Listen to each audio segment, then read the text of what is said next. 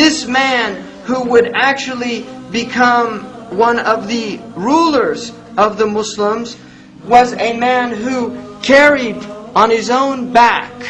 a water jug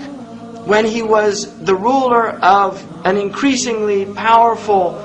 government that would eventually rule in his lifetime Persia and the Byzantine. That this man, when he was asked by another companion why, as the prince of the believers, why he was carrying a water jug on his back, and he said, I looked at the Roman rulers and saw how arrogant they had become, and I was fearful that anything like that would enter my heart, so I wanted to do this as a practice to keep me humbled in the position that I have been entrusted with from my Lord.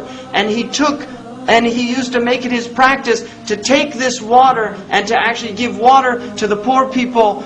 in Medina as a way, because this was a time they didn't have running water, so they had to bring water to their houses. So he actually would, as the ruler of the city and of a large system of government, he would actually serve the poorest elements of society in confirmed traditions as a way of breaking his own ego and preventing himself from becoming what he feared power might make him if he submitted to it and allowed that to take over. This is a man who, when Abu Bakr freed Bilal, that same slave, he said about that slave, he said, Abu Bakr is my master. And he freed another of my masters, Bilal, the Ethiopian. And so, this is something that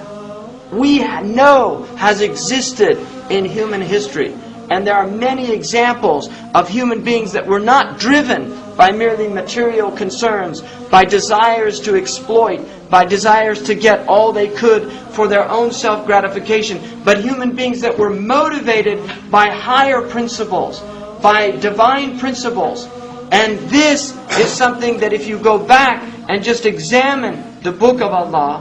which is the Quran, you will find these very meanings embodied in that book. You will find that in that book are the very principles that are so sorely needed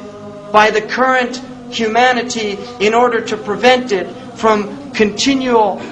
disintegration and dissolution until nothing is left of our humanity. And may God grant you success in achieving what you will need in order, and what we all need in order to change our conditions.